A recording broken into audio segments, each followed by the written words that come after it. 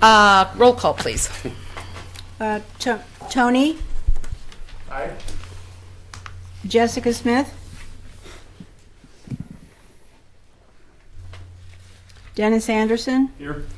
Mike Mitchell? Here. Faith Leaf? Here. Joyce Gifford? Here. Jesse Buss? Here. Cameron McCready? Here. Barbara Rankin? Stephen Haverbeek? Here. Karen Morey? Here. Harris Gwynn? Bill McConnell? Here. Gary Fergus? Here. And Brian Boyce. Here. All right, presentations. Mr. Lewis, you are up first.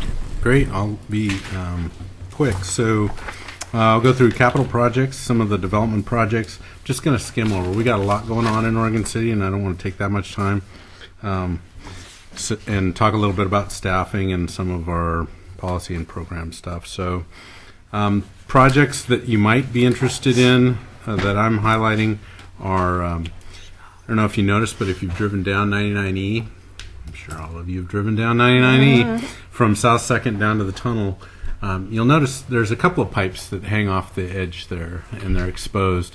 One of them is right below the Mills water tower. It's was part of their fire suppression system.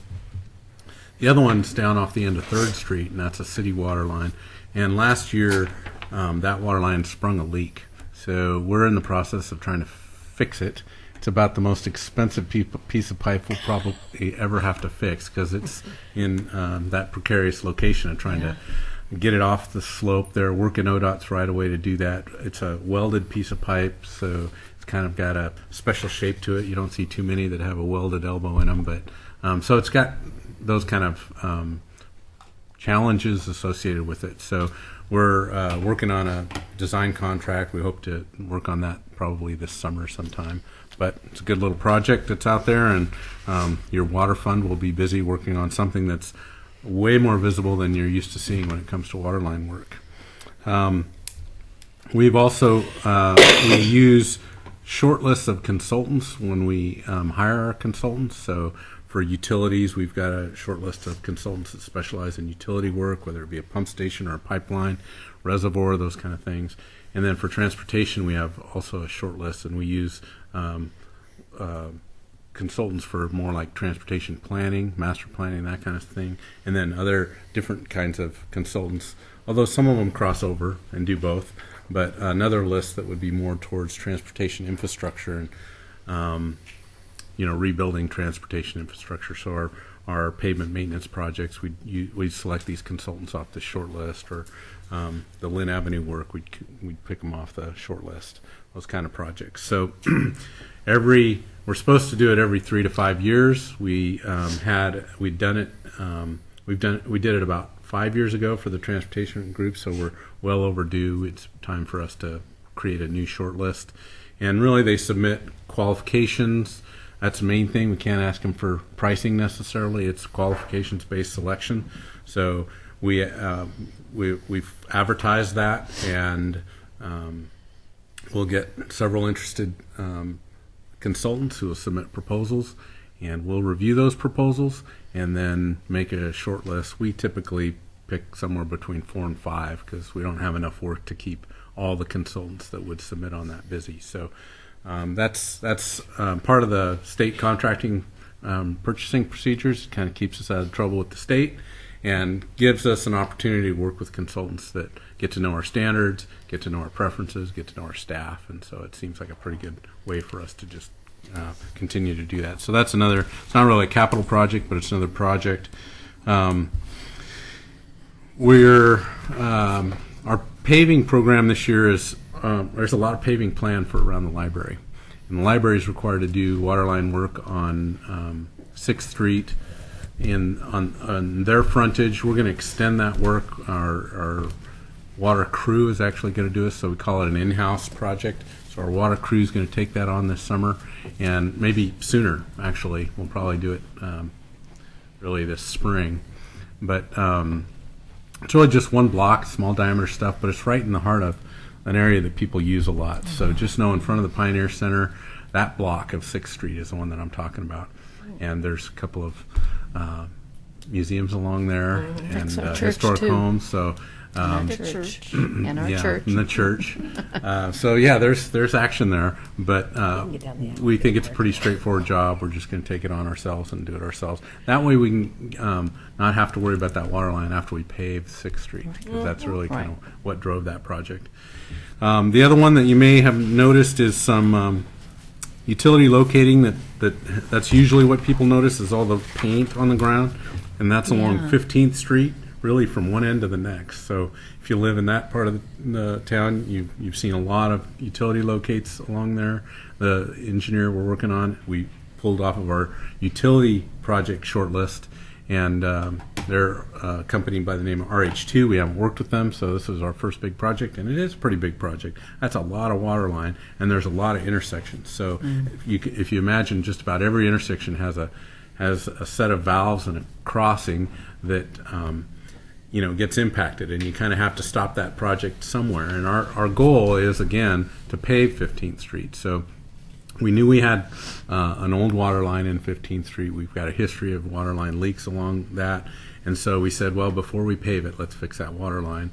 And so we'll probably try and take the limits of the project at least to the kind of the full width of 15th Street, so that we're outside the limits of our paving projects. But it's a lot of what it means for neighbors in that area is there'll be times when water will be shut down, and it's going to feel busy. It's going to feel like trouble. Even if it doesn't look like a war zone, it's going to feel like one, because we're going to be shutting water off all the time. So look forward to that this summer. And we just scheduled a 50% design review meeting with that consultant. So at the latest, we're going to have that on the 22nd of March. So that's moving along. And that same consultant's also doing some work along South End and Lawton Street. So you might have noticed utility locates in that area as well. So really between Barker and Lawton in that area.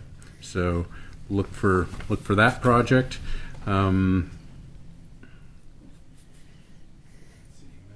So we finished the moratorium project up near the hospital, but we still have paving to do.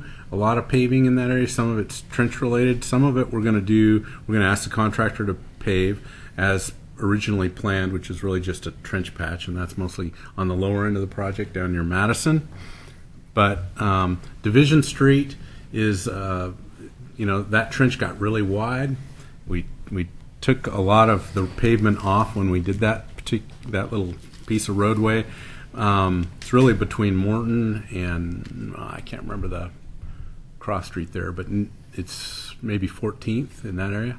And so we're going to completely rebuild that section of Division Street and tear it down to several inches. I think it's 18 inches of rock over 9 inches of asphalt. So it's going to feel like a big hole there, and we're going to ask the contractor to dig that down, put in new base rock, and then pave it up.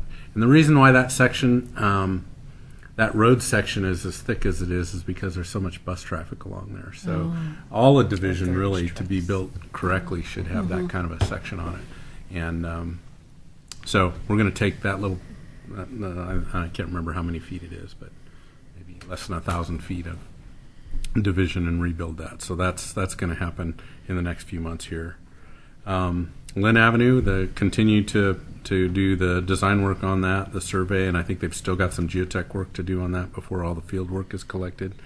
We've been doing flow monitoring, sanitary sewer flow monitoring, which is it's not construction necessarily, but you see people in manholes and interruption of traffic as they get in there and set those things. The interesting thing about that is they download that data via cellular, so there's a little cellular signal under the manhole lid, and the company that's collecting that data is actually collecting it remotely for the most part. But they still got to come in and maintain them, make sure that the system's not backing up, those kind of problems. So.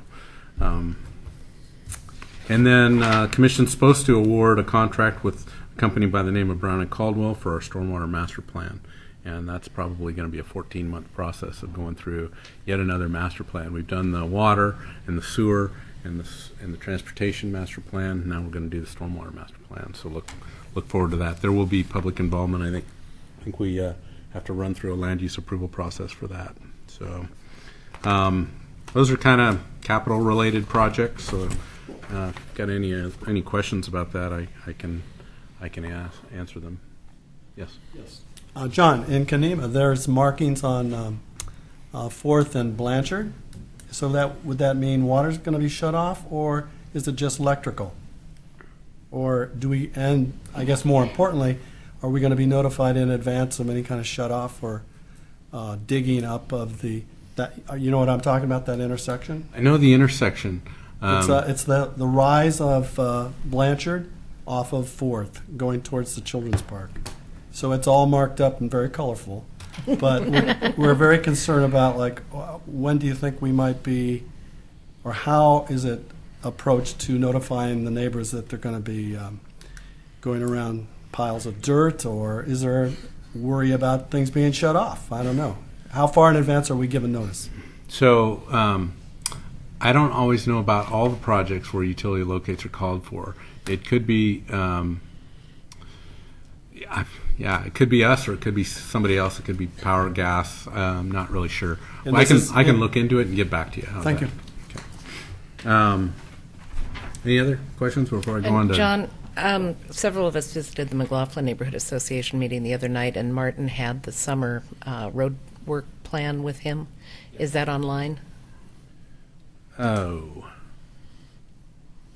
I'm not sure if it's online just yet. We've still been tweaking that, but I'll have to look at it. Did he say it was online? Coming to a computer near you soon. No, he didn't. That's why I was curious. I know we've been tweaking that a little bit, just to, we don't want to post it too early, but it's real close, so it may very well be online. Okay. Kanema,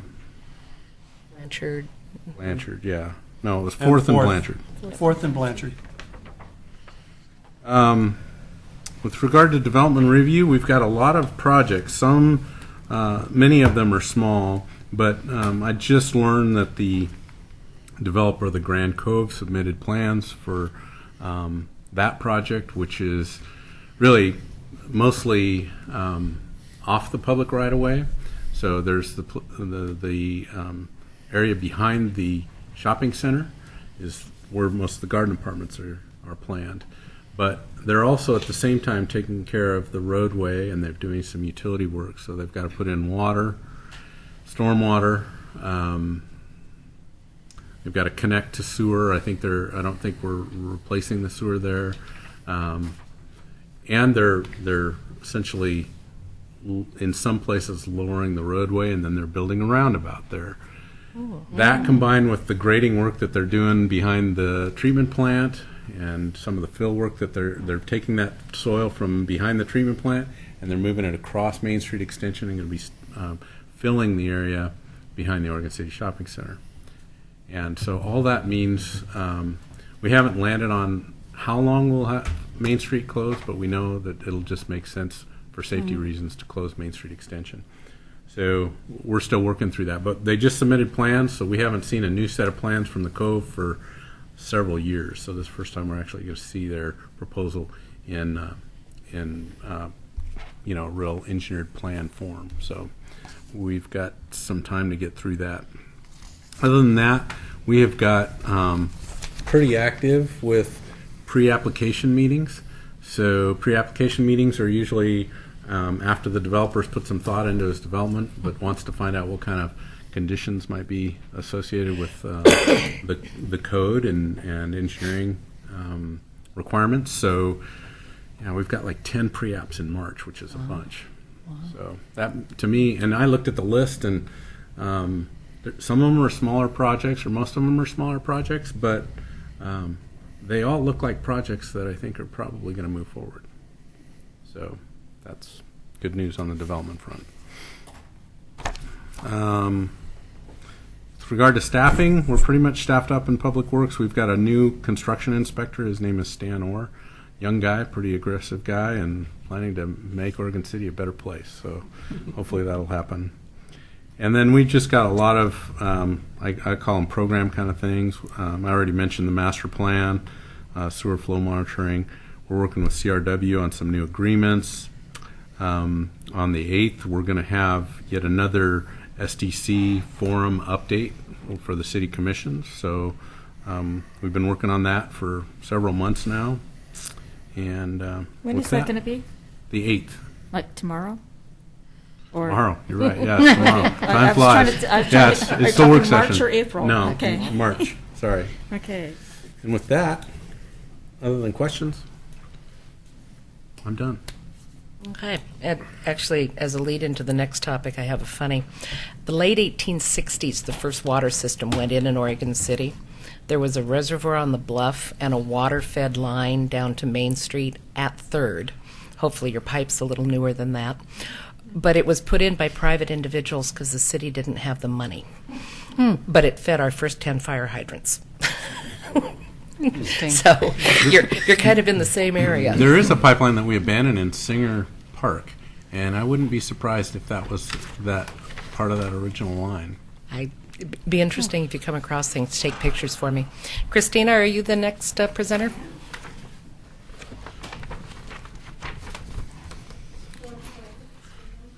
Yes. I'm good, but I'm not that good. Let me see what I'm looking at.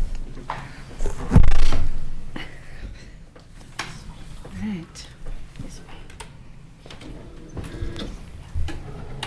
Well, Laura, let me get the presentation up. My name is Christina Robertson Gardner. I'm a planner with Oregon City. And where I'm here tonight is I want to make sure that people who live not just in Kenema and McLaughlin understand our historic resource program, because a lot of people don't realize that there's probably a landmark in all of your neighborhoods. So there are historic resources throughout the city, and I kind of like a lot of things at CIC, the more you can be ambassadors and educators, and I'm sure hopefully you'll all get a tidbit you can take home tonight and understand why we have a historic preservation program in Oregon City and some of the general highlights. So that is my goal tonight, and I'm available to answer questions at the end. So, historic preservation in Oregon City, I'll take a little bit of a U.S. approach. As early as the 19th century and the early 20th century, Americans were looking at how they could preserve their historic resources. You have things like Mount Vernon and the Vieux Carré district in New Orleans. But really it wasn't until nationwide until you had the Penn Station demolition in 1964 where Americans really stood up and said, we need to have our national government kind of make a statement about historic resources. And the Historic Preservation Act was adopted in 1966. And while it's a federal act and it relates to federal programs and federal monies, it kind of gets filtered down into the local resource and the local cities.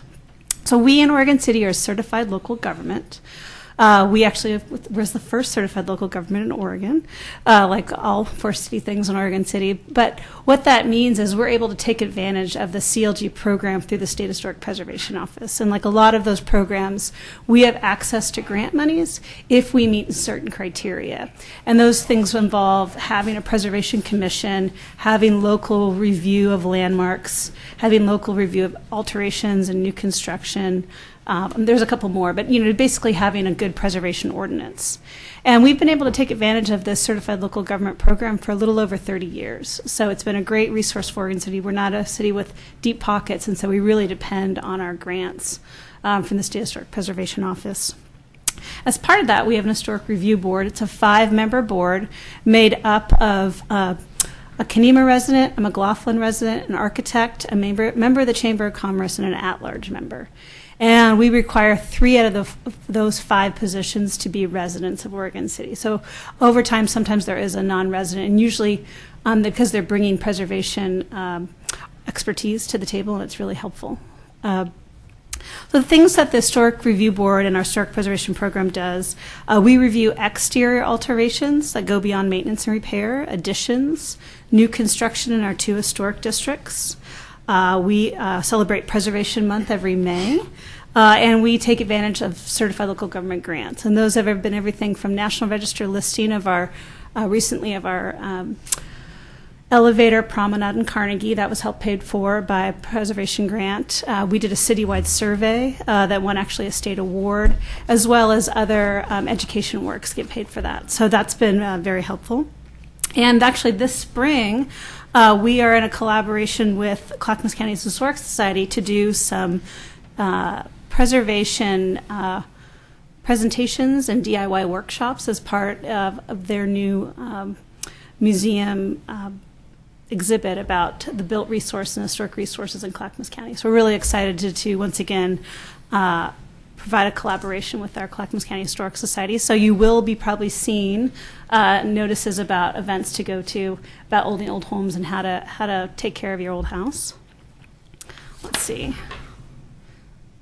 So there are 2 historic districts in Oregon City, as well as what we call landmarks, which are individually designated structures outside of city limits. So altogether, between the McLaughlin District, the Kenema District, and landmarks, we have about 500 structures that are locally regulated.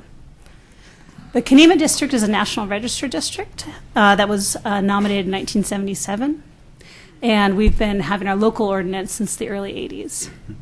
The McLaughlin Conservation District, you'll notice the boundaries are smaller than the neighborhood association boundaries, and that was brought in as well as the early 80s. The Conservation District is a little bit different in the sense that there are about 300 individually designated structures in the McLaughlin Conservation District boundaries, and then there are other structures that are not. So depending if you fall within a designated structure or not, or you're doing new construction, you'll have different review criteria. Right now, all exterior alterations that go beyond maintenance, repair, and additions on historic homes require a review, as well as new construction of anything over 200 square feet in any tax lot. So it could be a new house or a new 2-car garage get required for review by the Historic Review Board. And of course, we have landmarks outside of district, because this is the Morton Matthew McCarver house up on Warner Milne. That was actually many acres and was brought in as a subdivision. This is stayed as a large lot in the subdivision, as well, actually, as an addition that was put on in the back.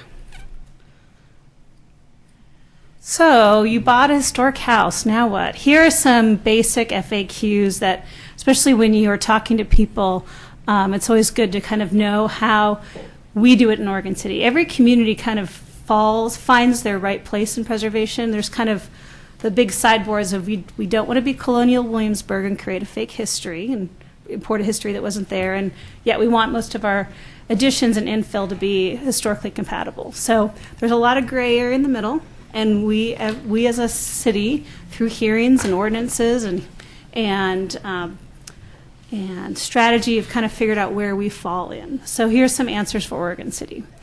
What effect will being in a historic district have on my property? Well, there is kind of that stick of having that review if you're a designated structure, but studies have shown all over the country that when you live in an historic district, just like when you have with street trees, we found when you have these amenities, your property values end up being raised in an individual house outside of a district. So historic districts have been found to be very supportive on people's property values. Will I be forced to restore my building? No. We only look at exterior alterations that you propose. I always say you're not responsible for the sins of former owners. It's only the new ones that we need to review. And then what's the difference between maintenance and changes? The Historic Review Board has adopted policies over the last 40 years that kind of talk about all those little small things that you as a property owner question, and they're on our website under HRB policies, and they go everything from roofing, siding, gutters, all fences, all those little things that you want to know, can I do it or not, is what's maintenance, what's changes, and you can follow those online. But in general, if you are repairing something with the same like material, you generally do not need to get any additional review. Are there alterations which will not be approved?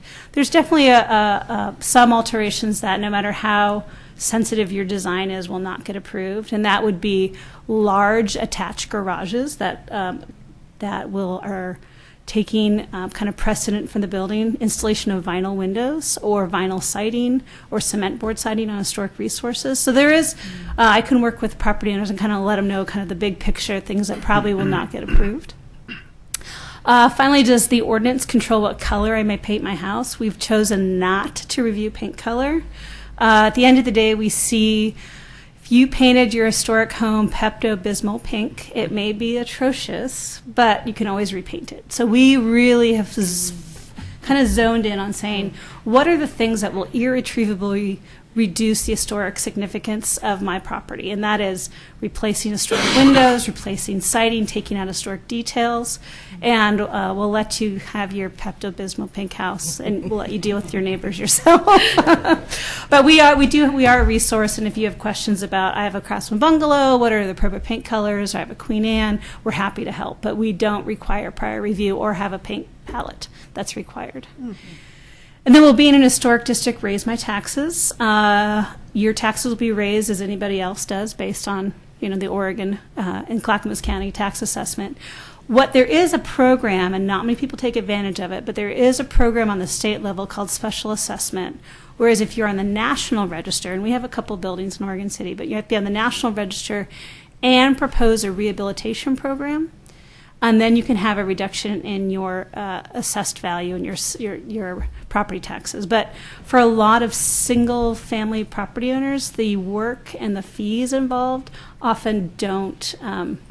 You don't get it's not a big return. So some people do it, especially if you already are planning a rehabilitation program. It's a nice thing, but usually you don't go into it just for a tax reduction.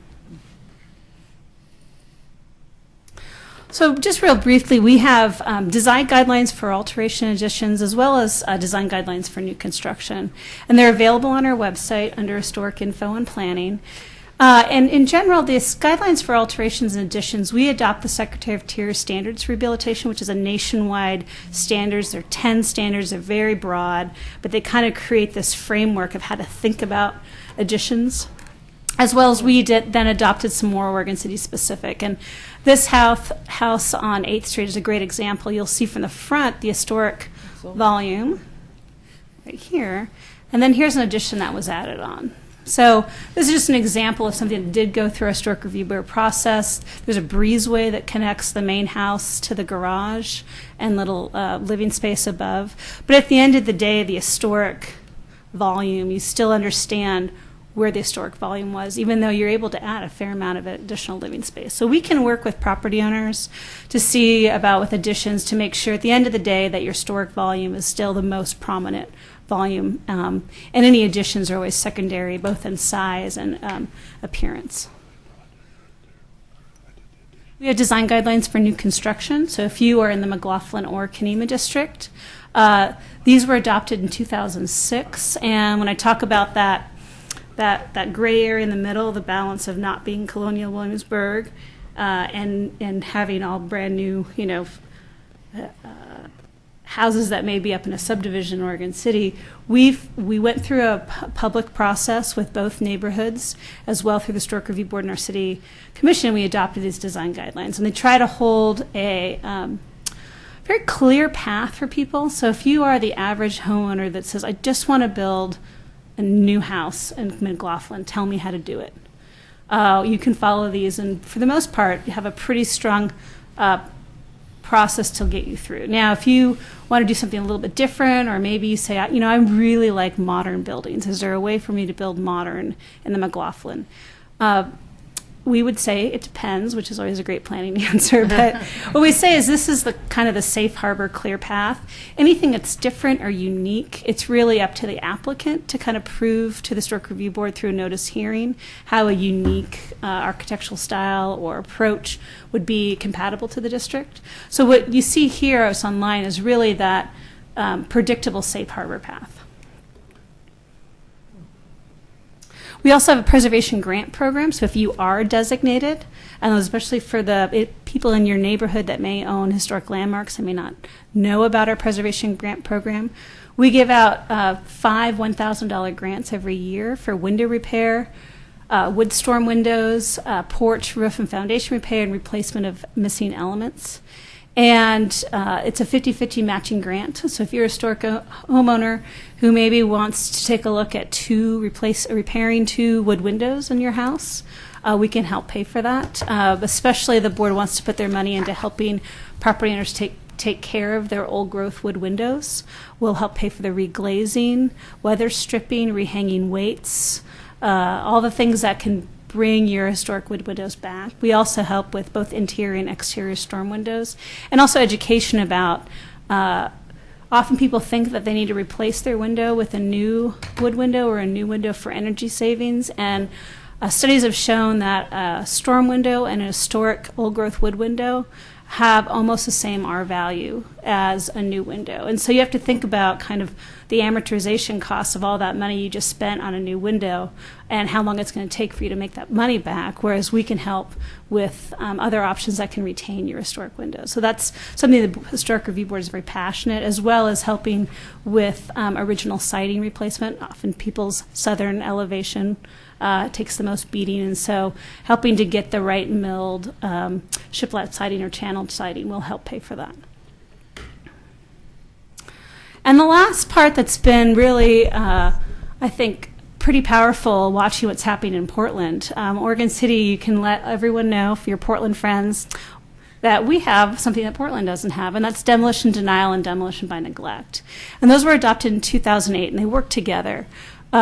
We are in Oregon City are through the land use process can deny requests for demolition of those 500 odd historic structures based on specific findings, but we can deny them, as well as people who have historic resources and what we call demolition by neglect, in the sense that they stop putting any money into them and want to watch them get to a place where they're kind of forcing the city's hand on demolition. And so we can take preemptive cause on that, and it's through our code enforcement process. So if, and this has happened occasionally over the last couple of years, especially through the recession and when houses become bank owned. So if there's a hole in the roof and water's getting in because the building's going through bankruptcy, maybe there's windows broken. We've had let's see what else. We had one that was, generally it's holes in the roof, which is when not taken care of, could have a really big impact on the long-term survivability of a building, especially one that's not being heated. And so we can watch buildings and see if they potentially meet that criteria. There's a process to go through, has to go in front of a hearing, the Historic Review Board has to agree. But then we can work with the property owner and to require them to fix the thing that is putting their house at peril. So we can't require them to rehab, but they can. We can make them patch up the roof, or change the windows out, or do the thing that is potentially causing the long-term viability of the house. And so, really, we haven't had that many true demolition by neglect. So we've gotten kind of people halfway through, and oftentimes some nice, strongly worded memos and letters to banks have taken some of those buildings that were kind of hanging out on people's desks and getting them through and getting a new owner, a new rehab. It's also nice when people come in, they know that they can't buy a house and demolish it and build something new. So we try to educate new homeowners that when you're buying this historic resource, you cannot de-designate it and you cannot demolish it unless it has merits for demolition. And so that's been really helpful in the last 6 years. And so we can't save every house in Oregon City, but I think we have strong code for these 500 odd designated structures. And most importantly, we have a new preservation planner. His name's John Stutzman. I will be supporting John as I move forward to work on Willamette Falls more full-time for the Legacy Project. But John is a part-time planner. He's available in the mornings, and his information is going to be going up on the website. He just started about 2 weeks ago. So if you do have any day-to-day questions, or you have a historic homeowner in your neighborhood, you'll please send John Stutzman their way. And he can help them out. I think what makes our preservation program work really well in Oregon City is our one-on-one meeting with property owners, going out to their homes. By our city charter, Historic Review Board applications are $50. So our city commission has made a very, very strong statement that they support preservation. And so I think having staff like John and myself, we really want to help people find a solution, be it extra living space or ways that they can grow in their house, or through the grant program they can help save their historic elements of their house. So if anybody calls it, you hear the Hysteric Review Board, please call me or call John. We don't ever want to be that. We think we have really good code that strikes a balance, I think. We've gone through this process over the years. And when I have kind of some people thinking we're too strict and other people thinking we're not strict enough, I generally think we're in the right direction. So, we can always revisit certain pieces of our code through the community. And once again, in that middle area, there may be times when we shift slightly. But it's really, I think we're in a good place in Oregon City for our historic preservation resources. So I'm available for any questions if anybody has any. Christina, that project you showed there on 9th and Madison, we actually did that about 15 years ago. And it was interesting because I'll go I back took to a it. client by there the other day that's thinking about doing some work on his historic home, and I was going to show him some examples. And he says, why do I want to do all this? I says, well, if you look down one block there is that the Huntley House or that Fowler's old house just down on Madison? What house is that? This is half a block off Madison. Off 9th on Madison. You're putting me on the spot here. I don't know. Yeah, Yeah, me too. right across from Bob Light's, Karen. So, anyway, here's a house that sold for $500,000. I said, so that's why you want to do this, because everybody's got to follow the rules. And when they do, your value is going to go up. So, Absolutely. and the rules are followed. So, okay. Also, congratulations on taking over the Legacy project. So, sorry, buddy. So I got to break in somebody new now. you get a break in something new. John's very, very nice. He's just been a pleasure to work with the last 2 weeks. So, be kind And I to just him. want to say that I've called your office and talked to you about our church, Atkinson Church and stuff, and you guys are very helpful and right there and answer questions and really, I really appreciate it. I don't get the runaround, and I appreciate that. Yeah, planning. I've got a All right. question. Oh, Tony? Yeah. So I know the Oregon City don't do the demolition and the in any way, but what if something like fire occurred and someone has to rebuild something? Absolutely. Do they have to rebuild it based on the last spec of the home that was No, produced? so if a historic house truly burned down, I think they would be set toward design guidelines for new construction. Oh. Then there's always going to be a gray area where it kind of burns, and we'll just have to, Figure address it that out. as it comes. But if a building really is demolished by fire, and we would consider it a new construction. Okay. Yeah, you do have that example on Center Street right across from St. John's where that house actually kind of blew up. Yes, and Yes. we have a new. We reviewed the new. So they office submitted again for that. building, kind of the office building. Yeah. Yeah. Well, and 8th and Monroe is very creative. We got our first tiny houses.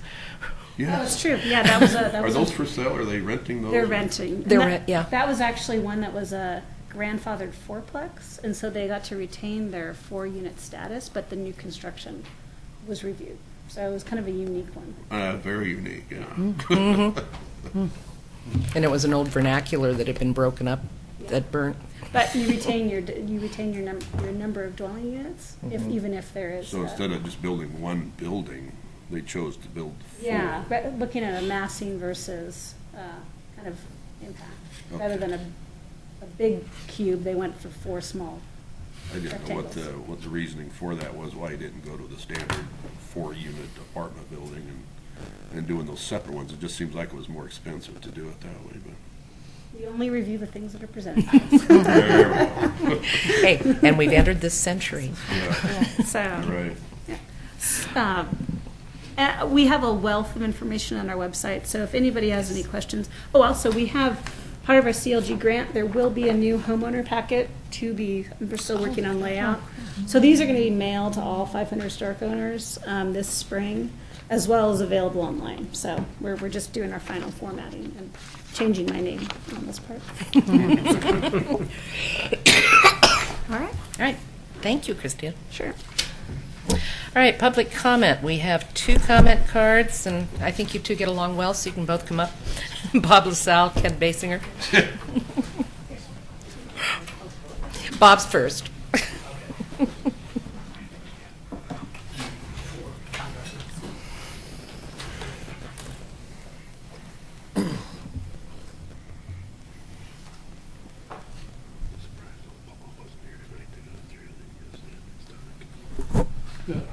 one for the record.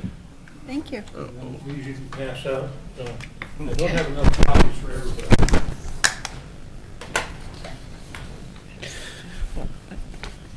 My name is Bob LaSalle. I live in Oregon City, and I'm often involved in extensive research for one reason or another, mostly because when I make statements, I like to have all my ducks in a row and all the facts straight. I've recently found that the minutes of several CIC meetings are not posted on the city website, and those are on the handout. The thing that you are not the only committee that's way behind on getting their minutes posted to the city website, but you're the only committee that's behind that has approved all your minutes to date. So this list of June 1st, 2015, the no minutes were posted, but they were approved August 3rd. August 3rd, 2015, no minutes posted, but they were approved October 5th, and I can go on and on about that. So what I'd like to see, and I've addressed this to one city manager and 2 city recorders over the last year or so, is that the different committees try to get caught up on these postings. Now, I know that there are other people that are interested in what goes on in these meetings for one reason or another, and I know that it's easy to say that the videos are there, you can look at the videos, but if you have to go through 5 or 6 or 10 or 12 videos to find 1 or 2 little facts that you're looking for, that's kind of impractical when the videos are 2, 3, maybe even 4 hours long. So, and I know staff works very hard. Often it's said they're overworked. I was overworked in my management positions for 40 years before I retired, but I still managed to get the job done. So thank you for your attention. Thank you. This is lack of process. Who did the minutes go to get connected to this? I send them to Katie Durfee, and she posts them on the website. It is Okay. my fault I haven't sent them to Katie Durfee. So whenever All there's right. changes, I make the changes as you approve them, and then I send them to Katie Durfee. I apologize. I'll post them on the website. Thank you, Mr. LaSalle. Well, I must say, your little list of them is about that long. There's some others that are way 2 pages worth. Good. Hey, Laura. I have another thing, Laura, you may be able to take care of. The CIC is not available on the city website. If you go to the city website and you look under city government, and then you list the different committees and boards and whatnot, you go to that and it lists all the committees and boards, and then you try to bring up the CIC, and what you get is a message that says it's not available. Oh, no. That Yeah. must be new. So Broken if you link. go into, if I go into a name search Last time and I we put had in it, I got it. Citizen Involvement Committee, Oregon City, and search that, then it'll come up. I So- can check that link, so it is on our website, but it must be that pathway has a broken link. Okay, so Yeah. I will check that link and get it Oh, yeah, I fixed haven't tomorrow. done since I also January. hit a similar problem earlier tonight. If I type neighborhood associations in the search box, it'll give me each of the individual ones, but it won't give me anything else. There's like a hierarchy, a higher page There is a that higher- doesn't come up in the search. Okay. So we are, as you know, that we are updating our website. These are all good issues to note when we move forward. There is a higher page that lists all the neighborhood associations, so I'm surprised it didn't come up. It won't come up under a search for neighborhood association. Okay, so I will talk to our AT department about that, and then also, if you ever click into any individual neighborhood association page at the top, you can go to any of the neighborhood association as well as the CIC directly, and I know that link definitely works. So the information is there. I'll make sure that it's easy to access. You say you're redoing your website. I hope it doesn't end up like Xfinity's experience with me. They changed their home site, and they asked for a poll, what you think of it, and I wrote back, it sucks. But I'm sure yours will be a lot better. I'd also like to congratulate Tony on his new position. Yes.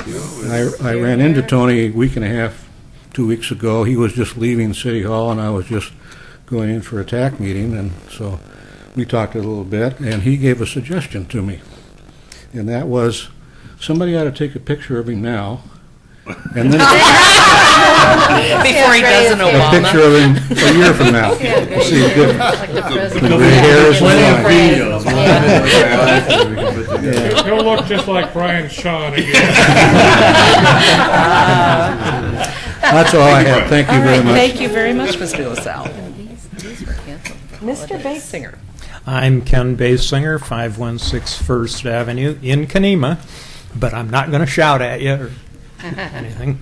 I am secretary of the Kenema Neighborhood Association, and I'm also on the Historic Review Board, at-large member. What I wanted to talk about is the dead grievance, operative word, dead. During the Kenema Neighborhood Association meeting last month, our vice chair, Jessica Smith, asked for a report on the current status of the grievance presented to the CIC last October. None of those who signed the grievance petition offered any comment. I expressed my understanding that the CIC's position was that until all parties participated in mediation, the CIC would not go forward. CIC Chair Amy Wilhite was attending the meeting, and she confirmed that that was the case. Regarding the mediation, the parties targeted by the grievance contacted Clackamas County Mediation Services to initiate the mediation, but none of those who signed the petition ever responded or agreed to participate. Our vice chair then asked if the grievance issue was closed, and none of those whose names appear on the petition spoke up, so the grievance was declared dead. And if you haven't been formally notified of that, you can consider this formal notification. But before we all walk away from this whole sorry episode, we owe it to the new officers in Kenema, to the taxpayers of Oregon City, and to the members of the CIC to look at the injustices done and take appropriate measures to prevent future abuses of the grievance process.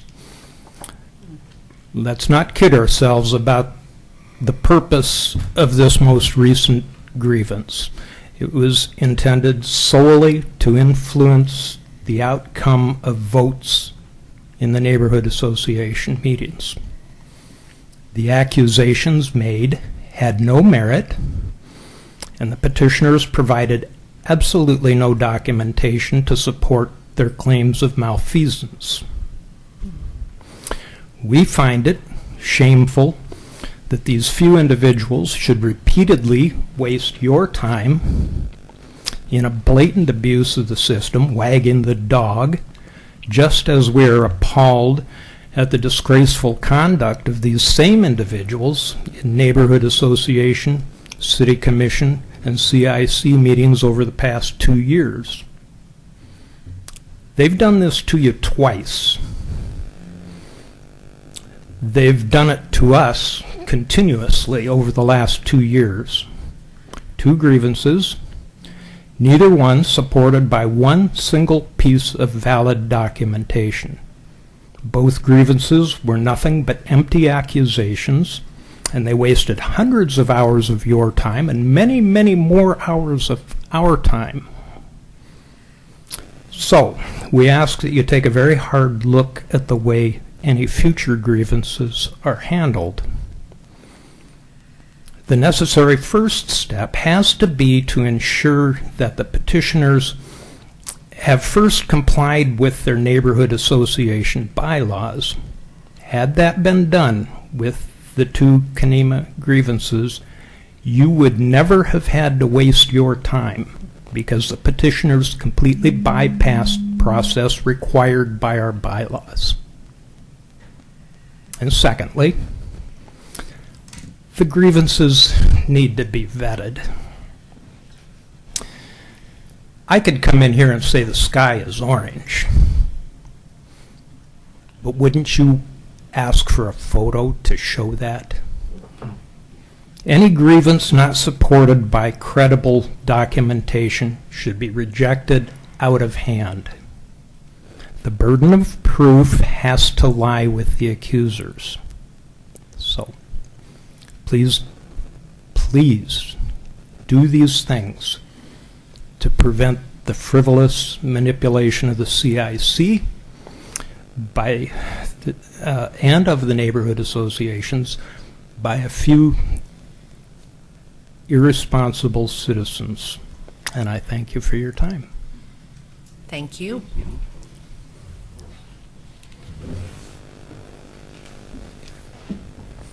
All right, public involvement plan update, if I can manage to enunciate.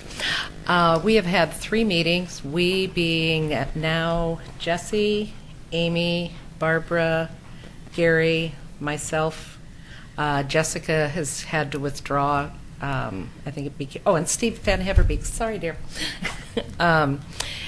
There was a lot of homework Laura sent out the first time, which may have deterred at least one of our members. But we're at the point we're identifying what we see as barriers to people participating in their neighborhood association and in the CIC. It's lovely to have an audience tonight. One of the things that we're trying to promote is the CIC is an open meeting, and anyone is invited to attend and join us. We're working over kind of prioritizing a list on what some of the primary barriers are and ways that we can overcome those.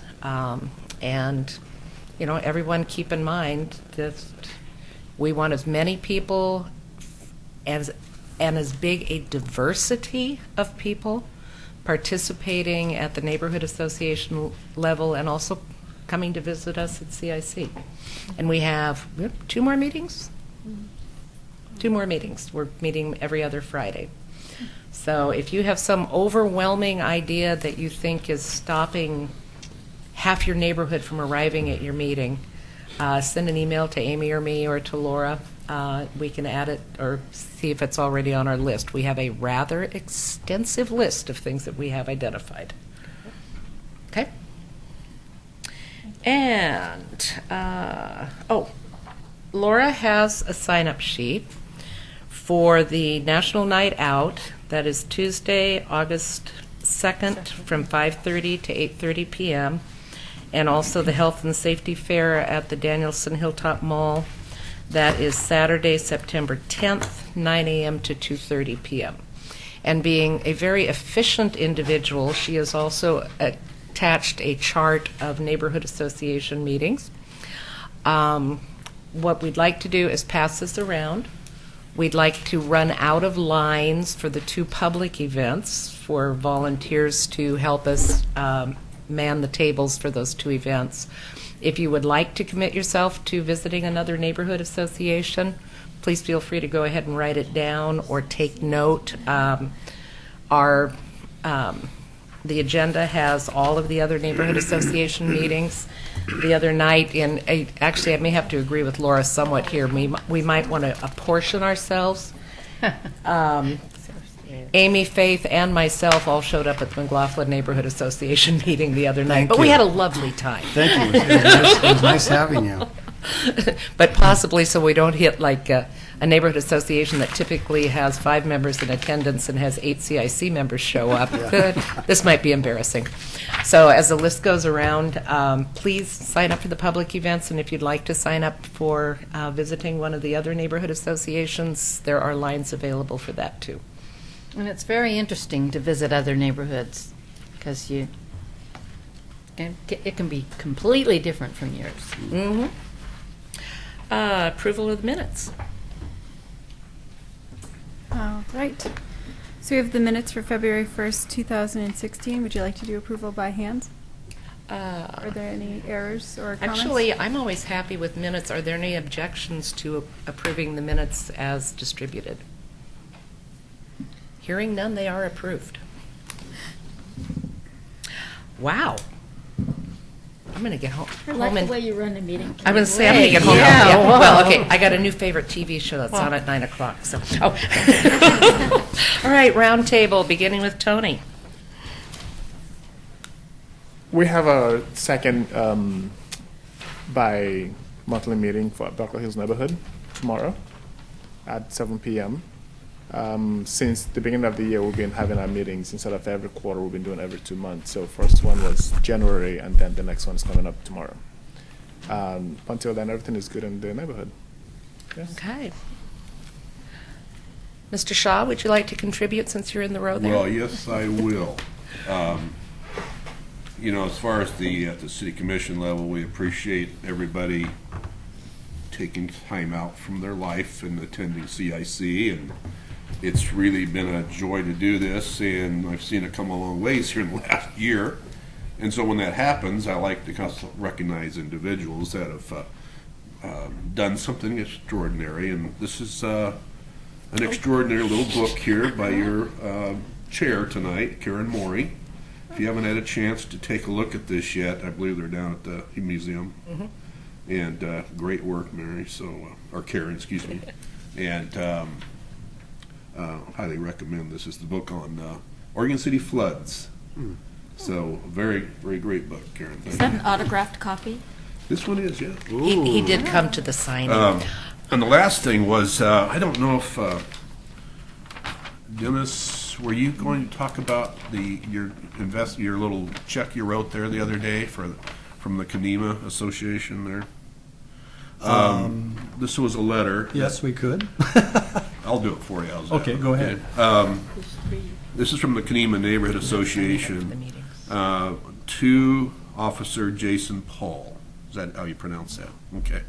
Oregon City Police Department. Dear Officer Paul, today the Kanema Neighborhood Association donated $250 to the Fallen Badge Foundation in honor of your best friend, Seaside Police Officer Sergeant Jason Gooding. We offer our most heartfelt condolences. The check was deposited in the U.S. Bank to the account of the Fallen Badge Association. The donation to support Sergeant Gooding's family was assembled through both personal member contributions and membership CNA treasury. Your service to the Kanema neighborhood is deeply appreciated. We are grateful to you and the Oregon City Police Department. So thank you folks for doing that. So it was very good. Thank you. Very nice. And gee, Tony, I think we should swear you in at every meeting again so everybody can jump up and clap and make you feel good. Get it while I can. So just to build on what Commissioner Shaw said, when Officer Gooding was murdered out in Seaside, I'm sure many of you probably are aware, Chief Ban and our officers did go out to assist the city of Seaside, help their officers take some time off. And it was multiple agencies that went out, just like folks came and helped us when we lost Officer Robert Lipke. So, just a good community effort. Just proud of the police force. Went out, acted professionally as always, representing Oregon City, helping out Seaside, participating in the ceremonies. And so for those of you driving out, right before the funeral there that weekend for Officer Sergeant Gooding, the Officer Robert Lipke Memorial sign went up on Highway 26 right by Jewel. If you're heading westbound on 26, right before you get to Camp 18, it's on your right side. So if you're driving out 26, hopefully you'll slow down and take a look at that as you go out. So just a couple of announcements. This November, I may have come and talked to the folks before. We have the marijuana question will be before the voters of Oregon City as to whether to allow recreational medical marijuana to be allowed in the city limits of Oregon City itself. So that'll be going to the vote in November of 2016. We are also going to start a process this summer of dealing with time, place, and manner for recreational and medicinal marijuana production, manufacturing, sales, just in case the vote does pass. I think I did tell you last time that it actually did pass in Oregon City when the statewide measure came out. is 52.5 to 47.5. So we are going to begin that process within the next 2 weeks or so. The website should be up on Wednesday. You'll link to it from our city website. I'll send you a direct link. And so we'll start getting that in place, and we'll hopefully have that in place before the November election. That's the goal this year. We'll also have the community safety advancement fee. So CSAFE will be on in November as well. That'll be authorizing the city to take on the debt in order to build the public safety facility. So many of you may have noticed that the $6.50 was in your utility bill this month. Included in the utility bill was some information about the safety fee, as well as a link to our website, more information about the project, and who to call for those who have questions about that. So I expect Chief Bann and his officers will be continuing to visit neighborhood associations. So if you have questions, please have your members ask or let us know, and we'll be happy to try to answer them the best that we can. This May, you'll also see 911 system upgrades are necessary. Washington County is putting their own ballot measure on. Clackamas County is also putting a ballot measure on. It'll be approximately 10 cents per thousand. So for the average home valued at $270,000, that's about $27 a year for that 911 integrated system. So each of the jurisdictions, the counties, are doing them separately. So that'll be another thing that you see on the ballot coming up, and that one will be in May. So that'll be here pretty quick. Many of you are aware of the Oregon City Charter requires that all annexations go to a vote of the people. Recently down in the legislature, during the short session, there was quite a bit of negotiation, I guess, going on. So essentially the big deal down there was trying to how to deal with affordable housing and what appears to be a shortage of housing in the metro region. The annexation charter requirement that many jurisdictions had, I think there was probably over 30 of them that had this in their charter, was included in a package of mainly 4 changes that were proposed. One is inclusionary zoning. So what that is essentially there's a ban on local jurisdictions requiring or mandating minimums for affordable housing. Inclusionary zoning would allow local jurisdictions to include that. So essentially you could say in a large development, X number need to be affordable. What affordable is, what standard you're going to use, what percentage, those are spelled out, and then local jurisdictions would be able to implement that. In order to get that through, it also included limiting the amount rent can go up in the first year on month-to-month rents, as well as allow small cities to expand their UGB in certain areas for affordable housing, more housing diversity, and then included in that package of 4 was the preemption that essentially says no local jurisdictions can send an annexation question to the vote of the people if the properties proposed to be annexed, the property owners are willing. So essentially they're petitioning to annex. They want to annex. If it does meet all the land use approval criteria, then it cannot be sent to the vote of the people. The governor has not signed it yet, but it did pass out of the House and the Senate before they closed session last week. I have not heard that the governor is going to veto it, so I imagine it is going to take an effect, and it was written in such a way that it would go into effect immediately. So that was a battle that I've actually lobbied against for probably 4 or 5 years. So I think it was part of a larger horse trade at the end of the day. A couple other things. Last Saturday we had Senator Merkley out to the Blue Heron site. We gave him an update on the Willamette Falls Heritage Area, the locks, as well as the Willamette Falls Legacy Project. And then you may recall a couple months ago we came before and talked about potential Department of Environmental Quality Brownfields grant for 99E, essentially from Oregon City on the south side of 99 north to the North Milwaukee employment area. It's a joint application with Clackamas County, Metro, us, to look at brownfield sites and try to address some of the preliminary work that would go into remediating those sites along the 99E corridor. So Senator Merkley, as well as some of his colleagues, did sign on a support letter to EPA for brownfields. This Saturday, 9 a.m., the commission is having their commission retreat. It's their biennium goals update. It'll be at 9 a.m. at the Pioneer Center. And then on Wednesday, March 30th, from 3 o'clock to 8 o'clock at the Abernethy Center will be the first meeting on the Riverwalk. So we'll be beginning that public participation process, and we'll be having open house at the Abernethy Center that night to kick that off. Wow. Would you repeat that date and time? Sorry. For the Riverwalk? Yeah. It is Wednesday, March 30th, from 3 p.m. to 8 p.m. at the Abernethy Center.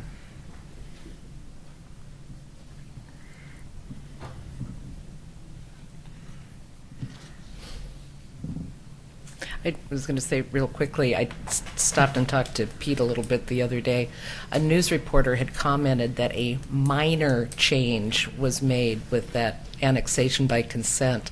And it's like, with all the nonsense we've gone through on those little island annexations, it's like, yes, and that's not minor.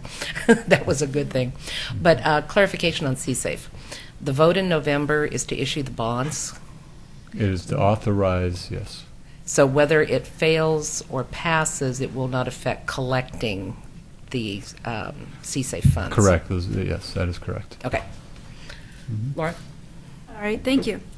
So we have a new youth services librarian, Barrett Miller, and he started 3 new programs for kids. One is a Spanish story time that's going to happen every Wednesday. The next is an art lab that's going to happen on early release Wednesdays. And the third is a Lego lab, which will happen on Saturday mornings. On the planning front, I'm happy to announce that we have our 2 new planners, John Stutzman and Diliana Vasilieva as well, who have started with the planning department, and they have been here for about 2 weeks, and we're happy to have them join our family. Next is a couple of highlights of what we're working on in the planning division. So there are a lot of pre-ups coming up, but I'm just focusing on the actual applications we have before us at the moment. At the next City Commission hearing on the 16th, the Planning Division is asking for the first reading of the readoption of the Beaver Creek Road concept plan. We also be asking for adoption of a couple of comprehensive plan amendments and zone changes, one for the hospital and then another one near the intersection Beaver Creek and 213. We're working on an application for the Environmental Learning Center for Clackamas Community College. So that old Smucker's building back there, they'll be looking at doing some improvements to the wetlands behind the structure. We're also working on a subdivision and application for Fred Meyer to do a checklist where you buy your groceries online and you pull up and then they put it in your car. And those are all of the current applications, or most of the big ones that we're working on at the moment. Anything you'd like to add, John? Yeah, just one thing. Looked at the website. The 2016 paving list is posted on the website, Okay. so all you have to do is search pavement and it'll come up. So if you want to know what to plan for this summer, take a look at the map. Share, Maury. Could, Bill, we looked into that flagpole issue for you, and I think John's going to clarify this for you a little bit. So. I forgot about that. So the idea of a flagpole at Chapin Park is still an active plan. The suggestion was at the last meeting we provided an old street light, decorative street light for the South Fork Water Board, and we have another old street light, but I think after talking to the Parks Department, they're hoping for something that's a little less prone to vandalism. For one, those aren't very tall, so I think it sounded like maybe they've been working with you folks to continue to pursue maybe a grant. I know John talked about uplighting, the desire for some uplighting on that flagpole as well. So he's hoping for something a little better than an old street light, and I think he wanted to combine that with some of the bathroom improvement work, and so he's still thinking that there's a solution there that's a little more something that the community will be proud of. So, but we're happy to help in any way we must. If we must. I feel like we're letting you down there, but yeah. All right, next. I was asked by the Caulfield Neighborhood Association to bring up two issues. Not that this group has a direct role in either of them, but they're things that we think need to be a constant reminder to everybody, and they're kind of related in the same sense of necessary transportation improvements that it appears aren't going to happen before development is allowed to happen. And the first being the Myers Road extension, and the other one it would be the widening of Beaver Creek Road, especially in light of the Beaver Creek concept lot plan coming back to life. And again, I know this group doesn't have a direct role, but those two transportation issues remain a real concern for the Caulfield Neighborhood Association, and I was asked to bring them up, so there it is. Guys, you're not doing anything fun in Caulfield? Come on. Okay, just to let you know, a couple of fun activities going on in our city is that on Sunday, I guess it's next Sunday, March 13th, there's a Girl Scout troop that's going to have an event down at Ladderette Park from 12:30 to 2:30. Maybe McLaughlin, you guys want to talk about that one? Oh, you're doing fine. All right. Okay. So this Girl Scout troop wants a new vision for Ladderette Park. So go on down, have a Girl Scout cookie or two, and give your opinion on what you want to see on the old swimming pool, tennis courts, concrete park that they have now down there. And they're going to have all kinds of games and everything. It's a big event. Yeah, they're they've putting got on. a lot of fun things planned. And Thursday, March 31st, from 2 to 4 p.m. at Moot, the Museum of the Oregon Territory, Metro's having their meeting, and they're going to be hopefully approving the whole Newell Creek Canyon plan. Everything, all 150 pages is online. So take a look at those trails that they're planning down in Newell Creek Canyon. What Hillendale is planning for our April 5th meeting is we are going to have this new youth librarian come and talk to us. So we're really excited to meet. Is it Barrett? Anything for me. Barrett, and also get an update on the building project. And because we now have some controversy going on in the Hillendale Tower Vista neighborhood, we expect there to be a lot of people. And Scott Archer is going to come and answer all of our questions about the vote for the little piece of land that we're allowing them to use at Wesley Lynn Park for the driveway for those 9 new housing units, and how that's going to affect, because people are afraid we're taking away their dog park. That's not the case, and he's going to come and clarify all that for us at our next meeting. And the pickleballers are planning on coming back because they did receive some grant money, and the pickleball courts at Hillendale Park are looking forward to some improvements. We have fun things at our meeting.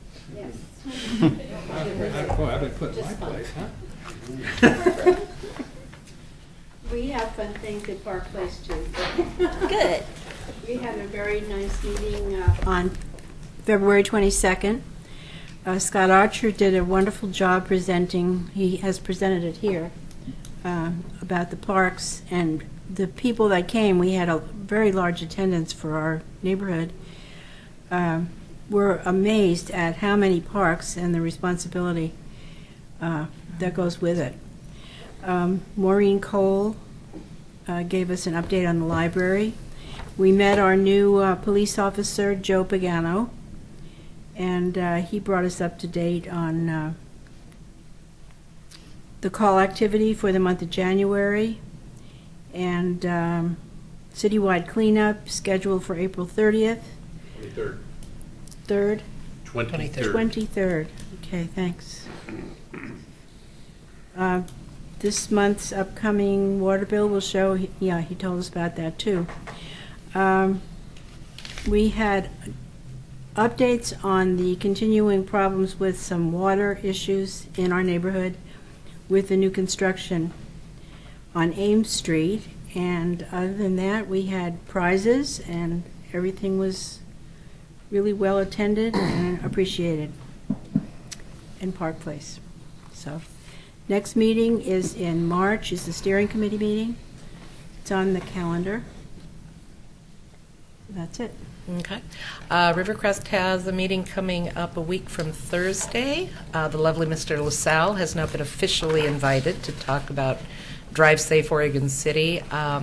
We're also kind of encouraging people to bring questions, kind of a beginning of a who do I call one sheet that we can make available to other neighborhood associations too, so that in instances like the Trees and Water Board Park, Mr. Van Heverbeek in Park Place doesn't get the question, the Park Department hopefully gets it directly. But we want to kind of collect some of that. So, you know, gee, I saw such and such, who should I have called? And make sure we're getting follow-through, because the city is very good about following through on things. And our plant sale is coming up on April 30th at Rivercrest Park. Save your money for your hanging baskets. They're always beautiful. And thank you, Mr. Shaw, for the plug. I will be appearing at... Here we go. I'm sorry, guys. There will be an author night at the library on April 28th. So if you haven't had an opportunity yet, join us there. Hopefully they will have some extra copies of the book available. This is one of those Arcadia Images of America books, so it's kind of focused on the photographs, but I'm OCD, so the writing kind of gives you a tale as you go through it. Starting back, I mean, from the prehistoric floods and then into the reported flooding in the early to mid-1800s, and then through our better-known floods. The Clackamas County Historical Society had a wonderful collection of photographs to illustrate it all. So, and it was kind of fun to do. And that's it. Hey, if you have anything left. Well, yeah. Joyce kind of took all my... But I was just going to say, we're meeting, our neighborhood meeting is on April 5th. And, yeah, we're going to have the youth librarian. And the Wesley Lund Parks thing that she was talking about will be on the ballot, the Oregon City ballot. So, I mean, that's an interesting issue that we're going to discuss at that meeting. And then the Fred Meyer checklist we'll be sharing that with people, because that's an interesting thing. They're going to take certain parking, 8 parking spaces away, and you will pull in there, you'll make an appointment, give them your shopping list, pull in and pick up the groceries at your appointed time. I mean, it's going to save a lot on parking and stuff, supposedly. So it'll be interesting. It'll be anyway, that's all we have. The South End Neighborhood Association's next meeting is on Thursday the 17th, and we're going to have Kelly Reed from the Planning Department come and talk to us about the updates on the Riverwalk and any other developments that are going on by then. And Joseph Merrick is going to talk to us about the Oregon City Trail Alliance. Cameron McCready, McLaughlin Neighborhood Association, Vice Chair. We just had our general meeting on the 4th, and we had a very nice turnout. Thank you, some of you that are here. We had a nice presentation by Martin with the Public Works. The guy's really sharp. He does his research, and he gave a very professional presentation on some of the safety projects they're looking at in the neighborhood, and answered lots of questions. We discussed a little bit about the Buena Vista Clubhouse, which I guess was being discussed to demolish, and I believe that there's a hold on that, and we can maybe find a way to save it, and the neighborhood's involved in that. A couple of the members went to a Safety Alliance meeting, Transportation Safety Alliance meeting in Vancouver, Washington. Very impressed with how active the neighborhood or the public is involved in helping the city come up with some solutions to make the neighborhoods a bit more safe for pedestrians and try and calm traffic. Another pretty impressive thing, the neighborhood association approached the city and reminded the city that there's to be 7 days public notice of any land use issues being decided upon by the city council, and that public notice should hopefully allow citizens a chance to learn more about what's coming up and maybe prepare for testimony. It's been brought up in the neighborhood by several members that there just hasn't been enough time to prepare adequate testimony, to do the research, and neighbors not having time to even hear about some of the issues coming up before the city council. So we asked, and the city agreed to give 7 days public notice. I have nothing to add.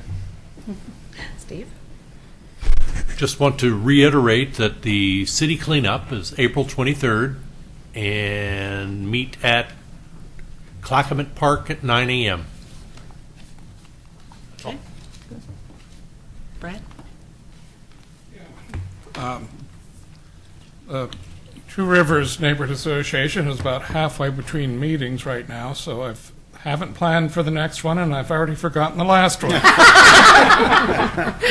But I do want to congratulate Karen Morey on her flood book. I wasn't there, but she signed me a copy through the graces of Jerry Herman. And it's an excellent little book. And it is chock full of pictures, as she said. And recommended to anybody. Okay. Dennis? Dennis Anderson, Kanema. I have the good and the otherwise. Credit to our new chair and vice chair, Rob Laurie and Jessica Smith. They had their first dealings with the disruptive part of our neighborhood, and they handled it beautifully. And this is the thing that's been going on, reiterated by Ken earlier, for about 2 years of this sort of action, this pattern of behavior. The otherwise part of what I could possibly offer is the unfortunate thing that although we, in November, as a community, decided we had bylaws, by this meeting in February, we had, by virtue of, the pattern of going about stuffing in mailboxes, handbills that would cite that a vote for the bylaws in the Kanema area would be tantamount to the loss of freedom and the Constitution and a whole lot of other things, stirring up the fears and animosities yet again.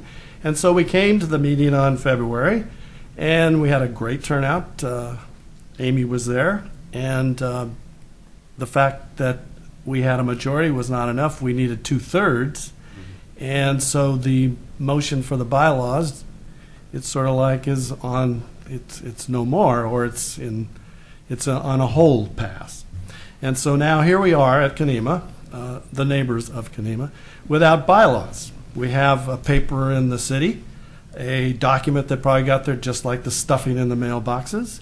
It's not signed, it's not authorized, there's never been a vote by the membership in the neighborhood, it's not ratified, so we have a dilemma. And as we work here at the CIC and we have the vehicle of grievance, we don't often have any kind of like justification or condemnation or even outcry in terms of like speaking to the fact that things, as Ken mentioned earlier, are just irregular and get out of hand. And it becomes like a virus. And this virus infects the community and becomes unhealthy. And so we have, at this point, where we are, where we were before, a factioning of like two camps. It's unfortunate. We have a lot of good people in the neighborhood who would like to have this whole thing be put to rest and get back to some tolerance and discretion.